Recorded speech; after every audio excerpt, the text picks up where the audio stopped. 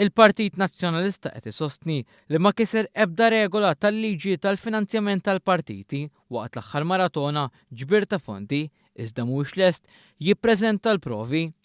Dan ħareġ minn artiklu ppubblikat fuq The Malta Independent fejn sostniet li meta mistoqsija ċifri il-Partit Nazzjonalista naqas milli jipprovdihom. Il-Gazzetta talbet lill-uffiċjali tal-Partit Nazzjonalista biex jipprovdu l-lista tal-benefiċjarji kollha li taw donazzjoni ta' aktar minn 50 euro. Staqsit ukoll jekk kienx hemm negozjanti influenti li taw id-donazzjonijiet tagħhom. Il-Gazzetta qalet li talbet lill Partit Nazzjonalista jipprovdi ċifri li għandhom ikunu mniżlin fil-kotba pubbliċi dan skont il-liġi tal-finanzjament tal-partiti. Dan għal-fatt li individwi jistgħu jagħtu sa 7,000 euro minn il-bżonn li l-pubbliku jkun jaf dwarha.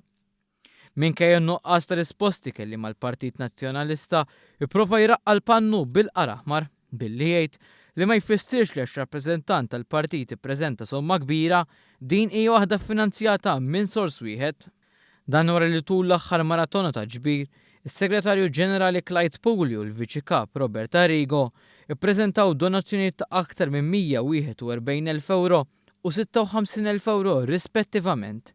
Donazzjonijiet li ġew ippreżentati fl-aħħar ħinijiet tal-maratona wara il-Partit Laburista temm il-maratona ta' ġbir ta' fondi.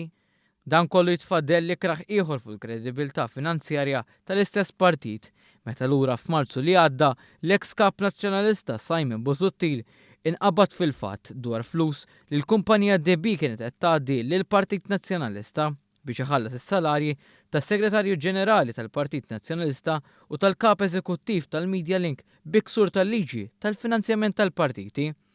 Madankollu l-każ spiċċa l-qorti wara l-Partit Nazzjonalista irrifjutu li dan il-ksur tal-liġi jiġi investigat mill-Kummissjoni Elettorali.